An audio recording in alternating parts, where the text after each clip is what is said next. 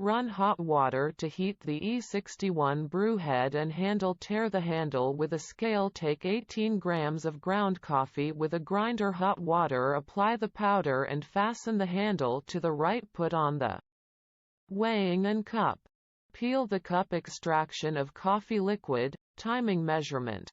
Extraction of 40 grams coffee liquid. Release excess steam in the milk frother. Milk froth. Release the steam to clean the milk frother, making a latte art.